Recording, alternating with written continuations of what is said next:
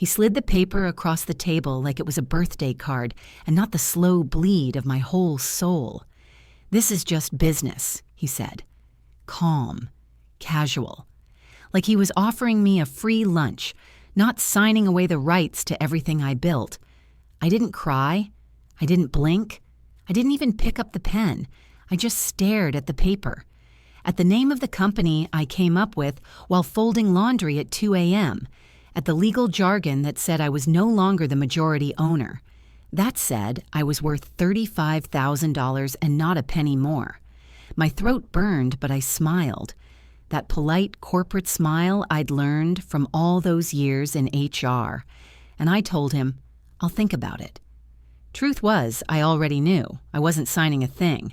My name is Kendra Monroe. I'm 47 years old. And this is the story of how I learned that silence can be louder than revenge. Let me take you back. It started in my garage. August heat that pressed down on your chest like a wet blanket. Cicadas screaming loud enough to drown out my thoughts. One cracked, oscillating fan that barely worked unless I smacked it twice on the base.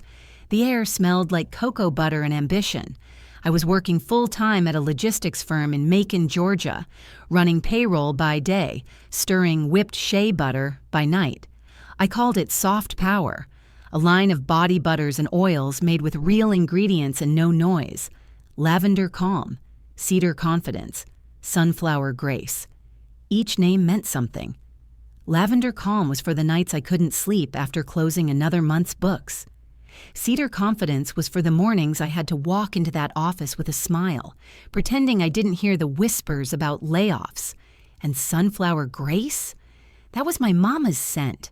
I'd stand in that garage, sweat running down my spine, my old gospel playlist humming low from a Bluetooth speaker, whipping shea until it felt like clouds.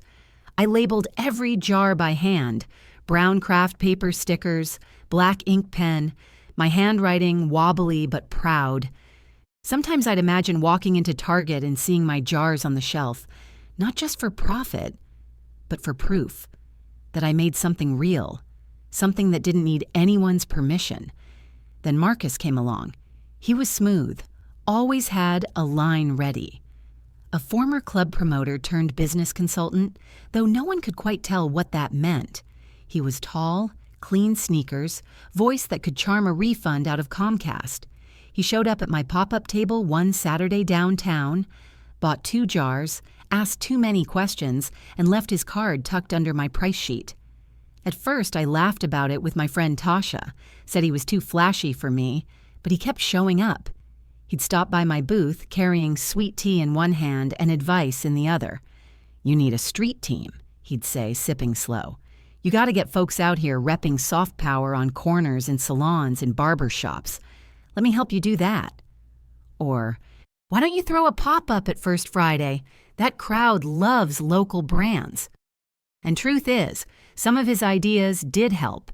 He boosted sales with a TikTok campaign, got his cousin to print labels for cheap, even talked the local Black-owned bookstore into letting me set up a weekend table. He'd show up early, unload my boxes, flirt with customers. He had energy, drive, that kind of charisma that fills a room before the door even closes. We made a good team, or so I thought. The trouble started when we filed the paperwork. By then, orders were picking up. I was shipping to 3 states. I'd saved up enough to go legit, LLC, business bank account, the works. I printed out the forms, highlighted my name under owner. It felt sacred seeing it in ink. Kendra Monroe, owner. I dreamed of growing slow, maybe hire 2 employees by the end of the year. Keep it clean, small, mine. But Marcus said, "Let me handle it. I know a guy who can fast-track the paperwork." I remember pausing, just long enough to feel the warning flutter in my chest. But he smiled, kissed my forehead, and said, "You gotta trust me if we're building something together." And I wanted to trust him, so I said, "Okay, baby," and handed over everything. Forms, IDs, even the $300 I'd been saving for filing fees. 2 weeks later, we had an EIN, and I had a business partner. Except, I never signed off on making him one. When I asked him about it, he laughed. "Kendra, come on now, we're building this together. You trust me or not?" That line, "you trust me or not," became his shield, his get-out-of-guilt card. And every time I wanted to argue, I remembered the nights he stayed up packing orders with me, holding my hand when I cried over a bad batch that molded, running to the post office when my car broke down. I told myself he meant well. Then came the email from the Georgia Secretary of State's office. Subject, Business Entity Update, Monroe Group, LLC. I blinked at the screen. Monroe Group? I never called it that. And the address listed wasn't mine. It was his apartment on the west side. I felt something cold slide through me. That night, I brought it up over dinner. We were sitting in a booth at O'Charlie's, candles low, music too loud. I slid my phone across the table. "What's this?" He barely looked. "Don't trip, baby. It's just business. We needed a cleaner name if we ever want to go corporate. Soft power's too feminine." Too feminine. That word hung in the air like smoke. I stopped chewing. Fork halfway to my mouth. I was feminine. I was soft power. Every scent, every label, every word came from me. But I didn't fight. Not then. I just went quiet. After that, I watched him. Watched how he started introducing himself as the CEO at pop-ups. How he edited me out of Instagram videos, tagging the brand but not me. How he smiled when women complimented his products and never once corrected them. He had a way of making you doubt your own eyes, of saying, "Don't make this about ego," when it was exactly about ego. I began keeping my receipts, literal and emotional, emails, texts, screenshots, every invoice that had my name on it before his. I wasn't planning revenge. I was building a record. Then came the Essence feature. They wanted to spotlight women-owned Southern wellness brands. I cried when I saw the email. I called my mama screaming, "Mama, I made it! Essence wants to feature soft power!" Marcus took the call with the editor. Said he'd handle the interview. "You too busy with production," he said, and I let him. When the article came out, I opened the link with shaking hands. There he was, smiling, holding a jar I made. The headline read, "Marcus Boyd, founder of a wellness empire rising from Georgia's clay." My face wasn't even in the feature. My stomach dropped. I sat in my car outside the post office, scrolling the article again and again, searching for my name. Nothing. Not even a mention in the photo credits. I didn't yell, didn't curse, didn't throw anything. I just printed the article, then folded it neatly and slid it into a manila envelope with a copy of the trademark I had filed for Soft Power 6 months earlier. Because what he didn't know was that I'd already done my own filing, quietly, thoroughly, under my full legal name. Registered at my mama's address, not his. He might have taken the storefront, but he didn't own the name. So when that paper slid across the table, the one that said he wanted to buy me out for $35,000 and rebrand as Monroe Gold Essentials, I smiled. "I'll think about it," I said. Then I walked out. I left the keys, the fake plants, the little tea bar I built in the back for customers, the shelves I painted soft yellow on a rainy Saturday. I didn't look back. I drove to my auntie's house in rural South Carolina with 2 suitcases, a jar of lavender calm, and a fire I wasn't going to put out.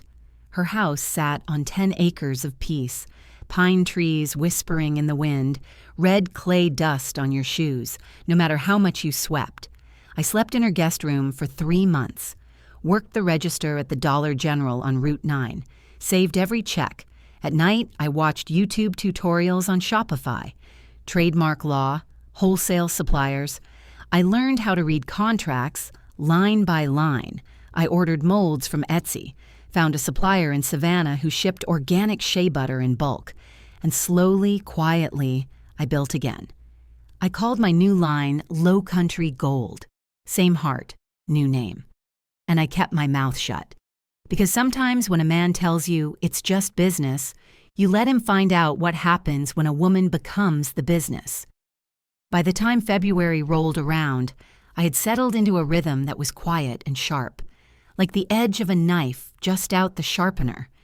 Clean, deliberate, and ready. No need to swing it wild when one's silent, Slice would do. The morning started before the sun even thought about showing up.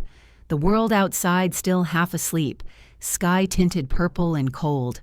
I'd pull on my Dollar General vest, grab my thermos of coffee, and drive that old silver Camry down the 2-lane road that cut through the pines.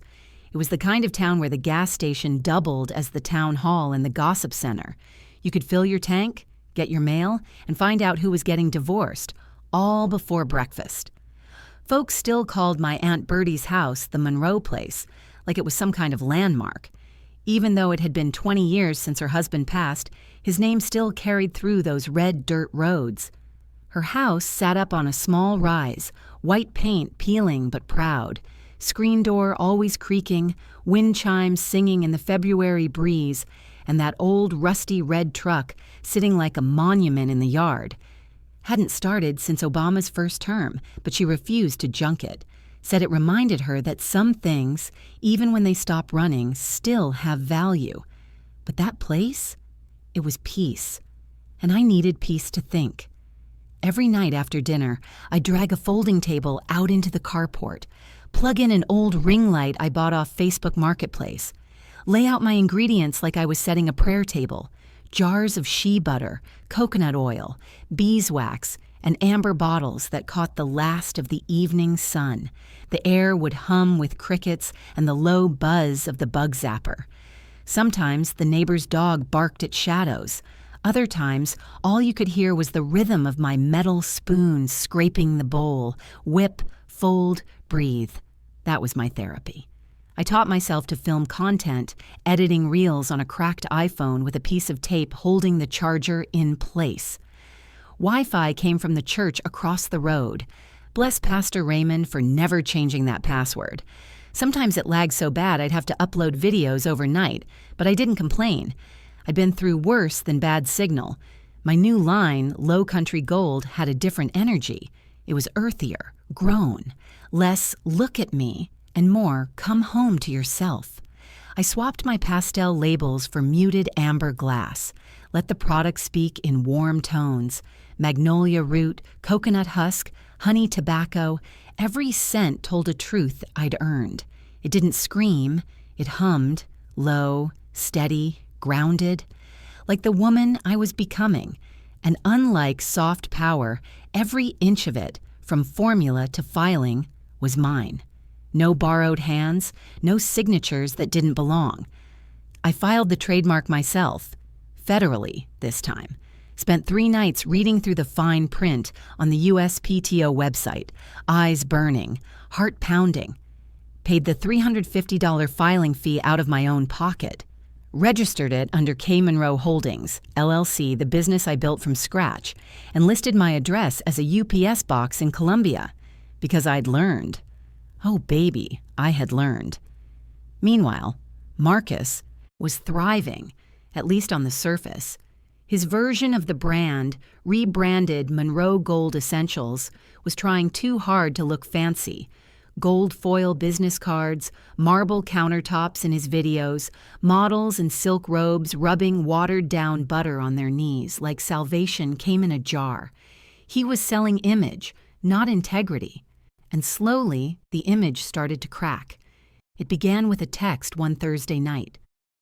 My phone buzzed on the counter. Keisha. Sis, I had to leave. He's watering everything down and skipping quality checks. I stared at the screen a long while, didn't even type back, just whispered, Lord, I knew it. Then came the customer complaints, comments under his posts. Smells different. Burned my skin. Why does this feel oily now? And after that, lawsuits, a rash here, a refund there, the kind of small fires that start burning through reputation before you realize the whole house is gone. An intern even reached out on LinkedIn. Hey, Ms. Monroe, I just wanted to say I'm sorry for how everything went down. He didn't even pay me my last 2 months. I read it twice. Didn't reply, didn't need to. Some apologies are better served in silence. Marcus thought he'd taken everything, but what he really did was wake something up, a woman who could build in silence, move in wisdom, and watch him crumble, not out of spite, but out of balance. Late spring came with the scent of rain and possibility. I was pouring honey tobacco body butter when my phone rang. It was a local number I didn't recognize. "Hey, Kendra," a woman's voice said. "This is Carla. I'm a realtor friend of your Aunt Bertie's. Didn't you used to run a body butter business?" I hesitated. "Still do." "Well, there's a small warehouse off Highway 20 just came up for sale. Owner's trying to offload it cheap. Said business ain't what it used to be." Something in her tone made me sit down. "What's the address?" she told me, and my chest went still. Less than a mile from Marcus's warehouse in Augusta. I didn't even sleep on it. By morning, I'd wired the down payment through Golden Tide Management, LLC, a shell I'd quietly set up using a prepaid legal plan and a $30 online form. If you're gonna rebuild, you rebuild smart. By summer, I had a team, women from the community, retired nurses, stay-at-home moms, and 2 college girls home for break. We turned that warehouse into a sanctuary. The floors smelled of lemon cleaner and shea butter, gospel music floating through the Bluetooth speaker. We packed jars while sipping sweet tea from mason jars, talking about recipes, kids, and God's timing. No drama, no egos, just women working, healing, laughing. We didn't launch big. No PR stunts, no influencer giveaways. Just word of mouth, the old-fashioned way. Folks remembered me, the way my products felt, the smell of lavender calm back at the Sami, pop-ups, the handwritten notes I used to slip inside every order. "Thank you for trusting your skin with me." The orders came slow at first, then steady. By September, they were doubling. Every week, another city, another zip code. The hum of growth so soft and satisfying, I didn't even realize how high I'd climbed. Then came the spark. A customer, one of my regulars, posted a TikTok, just her bathroom counter, the jar front and center, golden label catching the light. She said, "Y'all, this body butter gave me my skin and my peace back. And get this, the woman behind it, she's the original soft power." The clip blew up overnight. 1 million views, then 2, and right on cue, Marcus came knocking. It was a Tuesday morning, rain tapping the windows, jazz humming low from the speaker. I was restocking the back shelf when I heard the door chime. I looked up, and there he was, Marcus. Same smirk, different energy. He looked around like he'd walked into a dream that didn't want him. The jars lined in clean symmetry, the women working, smiling, unbothered. The trademark certificate framed on the wall with my full legal name in bold. Everything said one thing: I did this, without you. He cleared his throat. "This your place?" I didn't answer, just met his eyes. He shifted, rubbed his neck. "You moving heavy now, huh?" He tried to laugh. "Look, I've been thinking, maybe we link back up, do a rebrand, combine forces." I walked past him like he was air, grabbed my clipboard, checked the inventory, the sound of pen on paper louder than any reply. He followed me to the back, voice climbing. "Kendra, come on now. You can't tell me this ain't fate. 2 brands, same story. We could kill the market together." I turned slow, took out a folder from the cabinet. 2 documents. The first, a registered federal trademark for Low Country Gold under my legal name. The second, a cease and desist letter drafted by my new attorney, citing infringement on scent profiles and packaging that looked too familiar. His eyes darted from one to the other. His mouth opened like maybe he'd argue, but I didn't let him speak. I stepped closer, not threatening, just firm. "You said it was just business," I whispered, "so now I'm treating it like business. You have 7 days to pull anything that even resembles my blends. After that, we go to court." Silence, heavy, final. He blinked hard, like the words hit slow. Then he shook his head, that same little smirk fading for good. I walked him to the door, held it open, watched him leave, didn't say a word. That night I sat on the porch swing beside Aunt Bertie. The night air smelled of jasmine and rain. We sipped ginger tea while the crickets played backup. She looked over at me, her eyes soft but proud. "You did right, baby. You ain't gotta fight loud to win." I smiled, watching the moonlight glint off my hands, the same hands that once shook over betrayal, now steady as stone. Because I didn't just win, I owned it. I didn't hear from Marcus for a while after that. No phone calls, no emails, no surprise pop-ins pretending to be coincidence, just silence. But I knew better than to get comfortable. Silence from a man like Marcus wasn't surrender. It was strategy. And I'd seen what he did with strategy before. He'd wrap betrayal in business terms. He'd call it opportunity, partnership, brand evolution. But underneath, it was the same old thing. Control dressed up in compliments. Still, I wasn't afraid. I was focused, busy. Business was steady, the kind of steady that made you breathe different. Every morning I unlocked the warehouse by 7:30 sharp. The early sun would cut through the front windows, laying gold stripes across the concrete floor. You could smell shea and coconut and cardboard, that clean, warm scent of something being built from the ground up. Maya, my operations lead, would already be there most days, sipping coffee, hair in a bun, clipboard ready. Miss Loretta ran shipping like a general, 61 years old and faster with the tape gun than any young girl half her age. We had our rhythm down to science. By 8 o'clock, the hum of work had begun. The sound of printers spitting out USPS labels, the quick pull-rip of packing tape, the shuffle of boxes sliding across tables, all under the soft current of Anita Baker or Donnie McClurkin, humming through the Bluetooth speaker. Sometimes Maya would start singing along under her breath. That kind of soulful Sunday morning tone that made everyone smile. And when the tempo picked up, Loretta would add a little praise break with her feet. That's what peace sounded like. That's what rebuilding felt like. Customers from my old soft power days started finding their way back to me, like a quiet homecoming. DM sliding in. "Sis, this scent took me back." "Wait, is this you? I knew that cocoa mix had your touch." "Girl, you don't miss. I've been waiting for you to come back." The internet has a funny way of keeping truth alive, even when people try to bury it. Orders picked up, then doubled, then tripled. I wasn't chasing fast money anymore. I was building something with roots this time, something nobody could sign away from me. And I wasn't just working hard, I was working smart. I had a full-time CPA now, a business attorney on retainer. Every product formula, every label, every cent ratio, locked down and registered. Even the shade of gold on the jars was coded and filed. I was protecting what I prayed for.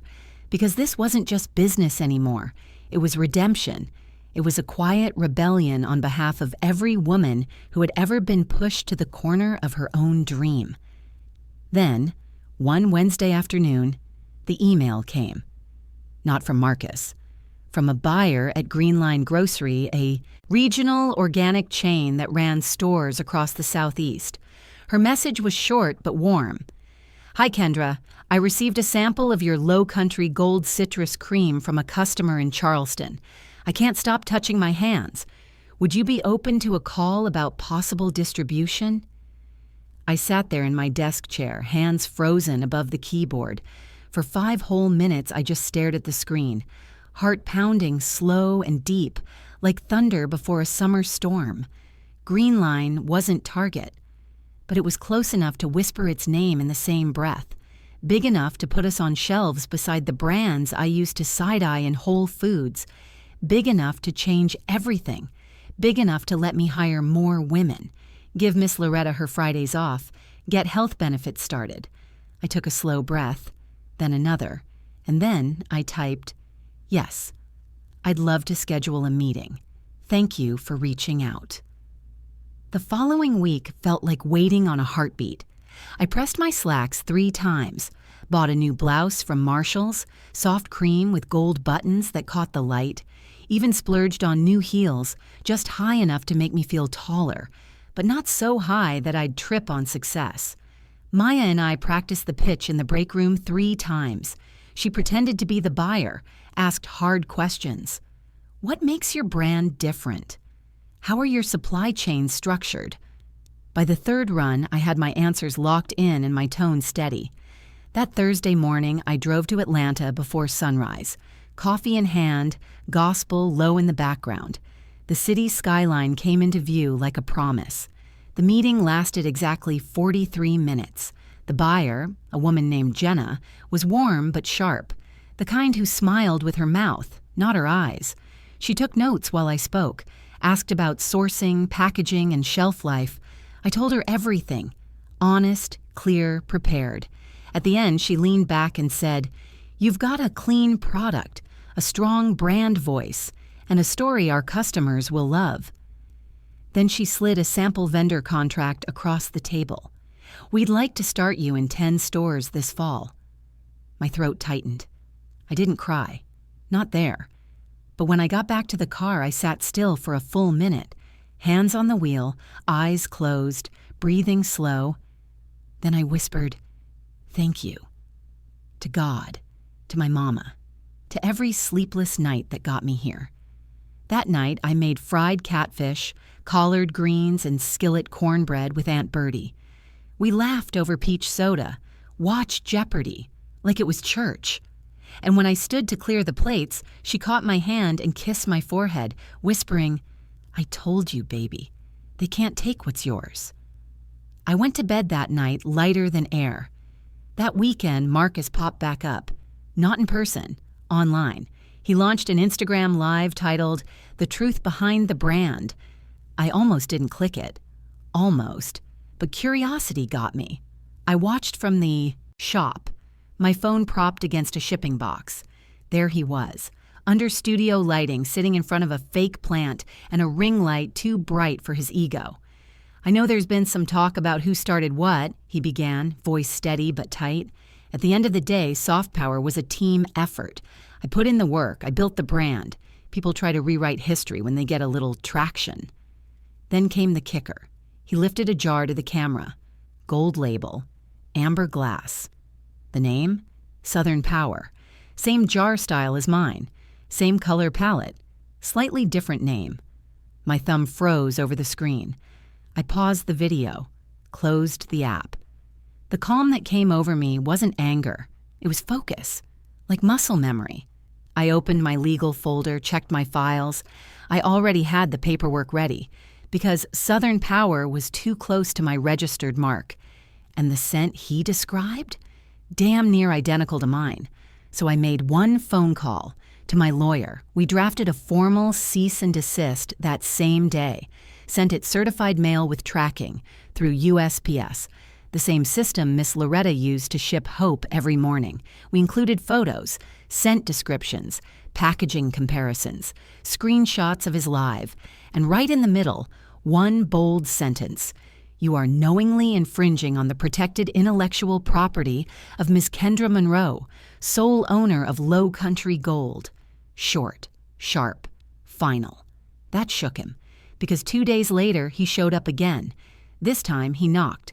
Maya answered the door first, looked at him, then looked at me. I nodded. She stepped back. He came in slow, no swagger, just exhaustion. We stood in the front room. Bright walls, warm light, faint smell of eucalyptus and paperboard, my space, my peace. He looked smaller than I remembered, shoulders slumped, eyes tired. "I'm not here to argue," he said quietly. I didn't expect you to go so far." I tilted my head. Define far. He shifted on his feet. "I didn't think you'd get this big.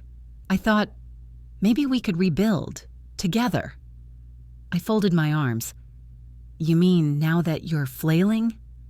He blinked. I didn't raise my voice. Didn't need to. "You trademarked my dream behind my back," I said. "You lied about ownership, took credit for formulas you never touched, and now you want me to forget all that because you're drowning." He opened his mouth, but I raised my hand. "Don't. This ain't a reunion tour." The words landed like a door closing. He nodded slow, shame creeping across his face. "I just wanted to say sorry." That part hit different. Not because I needed his apology, but because I finally didn't. He left quietly. No goodbye, no defense. And for the first time, I didn't feel hollow watching him go. I felt clean, steady, whole. That night, Maya and I boxed our first shipment for Greenline, 72 jars of citrus cream, 60 of vanilla, earth, 80 of sweet mint revival, each one packed with care, each one labeled straight, sealed tight, polished before shipping. We stamped the words on every box flap right by hand, soft hands, strong roots, and for the first time in a long time, I realized that was me. Soft, strong, rooted. Fall came with the kind of light that makes you believe in second chances. That soft gold wash across the fields in the early morning, the kind that slides through blinds like forgiveness, gentle and unannounced. The scent of pecan pie warming in aluminum foil trays at church functions. Laughter spilling from fellowship halls. Kids running around in tiny dress shoes that clicked on linoleum floors. Even the trees outside my warehouse turned like they were giving me a slow applause. Red, gold, burnt orange. Quiet but certain. It felt like the world had finally synced with my rhythm. Low Country Gold launched in 10 Greenline stores in October, and by the second week, we were sold out in 3. I didn't believe it at first. Maya ran into my office, printout in hand, yelling, "Savannah, Charleston, and Raleigh, gone, sold out, Kendra." She was grinning so wide her dimples looked like parentheses around joy itself. I didn't even grab my purse, just my car keys. I drove out to the Savannah location that afternoon, windows cracked, the smell of salt air and pine mixing through the highway breeze. And there it was, second shelf, eye level. My product, my jar, sitting between 2 luxury brands I used to save coupons to afford. Amber glass shining under fluorescent light, the gold label catching a beam from the aisle overhead like it had been waiting for this exact day. A little boy walked by with his mama. He stopped, pointed. "That smell good, Mama." She smiled, didn't hesitate, dropped it right in the cart, didn't even check the price. I froze, felt my chest rise slow, the breath climbing all the way up until it filled my eyes. Not tears, not pride, just fullness, the kind that only comes after years of being emptied out. On the drive back, the sun dipped low over the fields, and I called Aunt Bertie. She didn't answer, so I left a voicemail. My voice came out quiet, steady. "We in stores now, Auntie, and we ain't ever going back." Meanwhile, Marcus was unraveling. He'd ignored the cease and desist, released Southern Power anyway. But the market didn't move for him the way it used to. People knew. The whispers had turned into conversations. And when your brand is built on someone else's foundation, baby, the walls always give out. By late November, I heard he'd been dropped by 3 vendors. One of my friends in Atlanta called and said his lease was up for renewal, but he couldn't afford the bump in rent. I didn't ask for proof, didn't ask for updates, didn't need to. I had work to do. My eyes were forward. The business was growing, and I was finally growing with it. I hired 2 new women, Leanne for customer service and Trina to handle digital orders. Maya got promoted to operations manager, and Miss Loretta cut her shifts down to 3 days a week, spending the rest of her time tending to her collard greens and quilting with her sister. The building started to hum with new energy. You could smell cinnamon in the break room and hear gospel jazz floating down the hallway. We planned a holiday pop-up, something small, soulful, intentional. Free cider for guests, gospel jazz on the speakers, a scent bar where people could test samples and write prayer cards to hang on the windows. Maya called it the Healing Room, and from the moment she said it, I knew that name was right. A week before Thanksgiving, my phone rang. Unknown number. The woman on the other end had a voice soft like wind through pine trees. "Hi, is this Kendra Monroe?" "Yes, it is." "This is Charlene, Marcus's sister. Can we meet? It's important." That name made my stomach pause.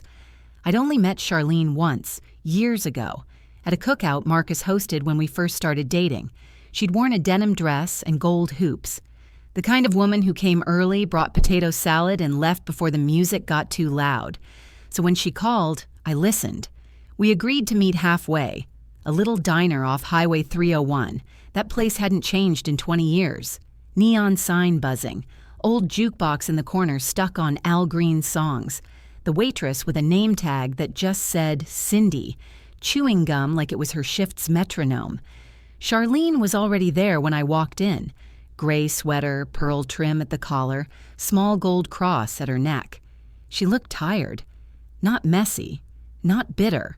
Just tired in the way people look when they've been holding someone else's weight too long. We ordered coffee. She stirred hers for a long time before speaking. "I didn't come to fix anything," she said. "I just wanted you to know. Marcus isn't doing well, financially, emotionally. He's losing it all." I didn't flinch. She went on.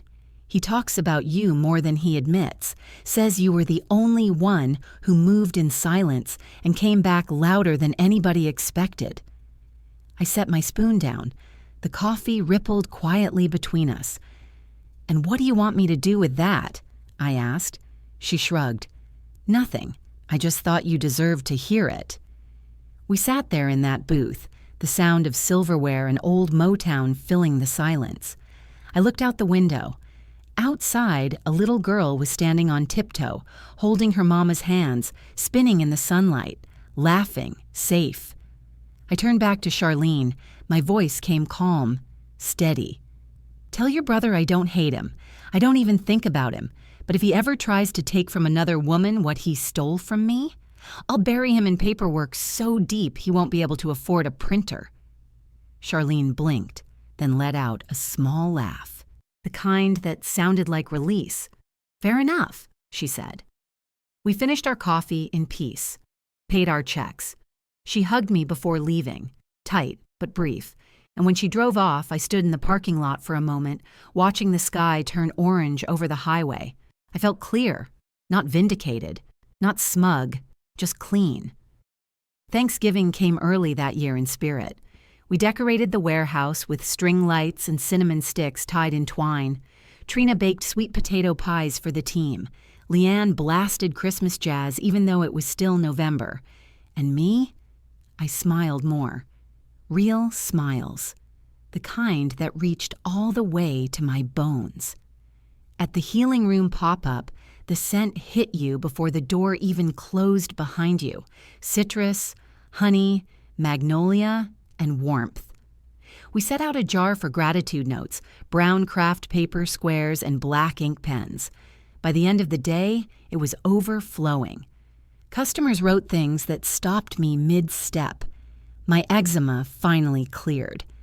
"This butter reminds me of my grandma's kitchen." I just got a new job and I wore Vanilla Earth to the interview. "I don't know you, but I feel like you see me." We didn't read them out loud. We didn't need to. I kept everyone. Tucked them into a little tin box on my desk, not as reminders of the struggle, but of what came after. Because revenge doesn't always sound like a door slam. It doesn't always look like a headline or a hashtag. Sometimes it's quiet, gentle. A restoration of peace that used to feel impossible. Revenge, I realized, didn't taste like bitterness.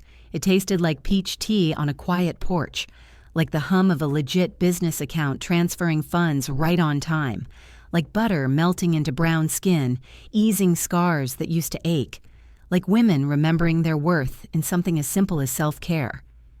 One of the last people to walk into the pop-up that day was an older woman. Silver locks cascading down her shoulders, brown suede coat brushing the tops of her boots. She moved slow, took her time touching each jar, breathed in every scent, didn't say much, just studied the labels like she was reading something sacred. When she finally looked at me, her eyes held a softness I can't explain. "Whatever storm you came through," she said, voice like velvet, "you turned it into oil." I felt my throat catch. She handed me 2 jars, paid in cash, and walked out the door before I could even thank her. The bell chimed softly behind her, and in that moment I knew Everything I lost had been traded for something stronger, something real, something I built with my own 2 hands. The following Thanksgiving, the house smelled like sage, sweet potatoes, and quiet. That good kind of quiet. Not the kind that hides pain, but the kind that hums beneath gospel records and the low clink of glass bakeware being lifted from the cabinet. The kind that tells you the storm really did pass, and what's left behind is peace that finally stayed. The oven had been going since 7 that morning, cornbread stuffing bubbling on the bottom rack, candied yams up top, sugar caramelizing slow in the heat. I moved between the kitchen and dining room with that practiced rhythm of a woman who'd hosted before. Apron tied, hair twisted back, slippers soft on the hardwood. Maya was setting the table in the front room, humming "I'm Grateful" under her breath. Miss Loretta was in the kitchen slicing pies with the precision of someone who'd been feeding people her whole life. Trina had brought her little cousin, a shy 8-year-old with 2 neat braids and an endless curiosity. The child kept peeking into the pantry like there was treasure hiding behind the flour. There was laughter, the easy kind, no tension, no subtext, no sharp edges pretending to be polite. Just warmth. I wore my softest sweater, the honey brown one with the sleeves that fell just right, my church socks tucked inside my slippers, nails painted a shade called toasted maple. I looked like home, and for the first time in years, I felt like it. That peace didn't come easy, but it was earned. After the healing room pop-up, life started moving faster than my breath could keep up with. Orders poured in. Greenline doubled their next shipment before Christmas. Then a small Black-owned subscription box reached out, wanted to feature our ginger oak glow butter in their January box. Then came the email I read 3 times just to make sure it was real. Target. Not a contract, not yet, but a let's talk. Still. I created a separate email folder called Proof. Every message that said, "Congratulations, loved your samples, can we schedule a call?" went in there. Because when you've been doubted, dismissed, or displaced, sometimes you need tangible evidence of your rise, not to brag, to remember. To remind yourself that what you prayed for did arrive. By the new year, Low Country Gold wasn't just surviving, it was blooming. We were in stores, in homes, in hearts. And Marcus? Marcus's store closed 2 weeks after New Year's. I didn't gloat, didn't post, didn't say a word. I just heard it through the grapevine. How his lease wasn't renewed, how his website went dark, how he tried to blame the market, then supply issues, then a hacker. But people knew. His reputation folded in on itself, paper thin and self-inflicted. Because when your business is built on someone else's backbone, collapse isn't sabotage, it's consequence. He ran headfirst into a wall built from everything he ignored: integrity, humility, care. And that wall? It had my fingerprints all over it. He never reached out again. Not after Charlene's visit, not after the cease and desist, not after I reclaimed what was mine and rebuilt it stronger. And honestly, I didn't need him to. I wasn't waiting for closure anymore. Because closure doesn't always arrive in the form of an apology or a last word. Sometimes, closure is just peace that doesn't flinch when their name gets mentioned. Sometimes, it's realizing the door didn't slam. It sealed itself shut when your energy outgrew the room. And that's what happened. I outgrew him. Outgrew the version of myself that used to shrink to make space for his voice. Outgrew the fear that whispered I needed his approval, his money, his help. No, I didn't need a seat at his table. I was building my own. That Thanksgiving, there were 13 people in my house. Not the warehouse, not a rental hall. My house. I'd closed on it that March, a small blue cottage with a screened-in porch, an oak tree that shaded the front steps, and a clawfoot tub that looked like peace made solid. I called it the Quiet House, because that's what it gave me. Quiet that didn't mean loneliness. Quiet that meant presence. The day started slow, sunlight spilling across the table like gold leaf. The kitchen buzzed with motion, dishes passing hands, laughter breaking between gospel lyrics. I carved the turkey myself, slow, deliberate. Passed the macaroni with a half smile, listening to Maya FaceTime her mama. Her mother cried on camera, pride thick in her voice. "Look at my baby, look at y'all, God is good." Miss Loretta dozed off on the couch after dinner, quilt over her knees, smile still resting on her lips. Trina took a photo of the cornbread dressing and whispered, "This the kind of spread people post with the caption, 'God did.'" I laughed from my belly, that deep, unguarded kind of laugh that only comes after years of holding too much in. After everyone had eaten and the music softened, I stepped outside. The porch swing creaked a little as I sat down with a mug of tea and a blanket. The air was crisp, still, the stars above me scattered like diamonds on velvet, and for a moment, I just breathed, that kind of breath that feels like a prayer and an exhale at once.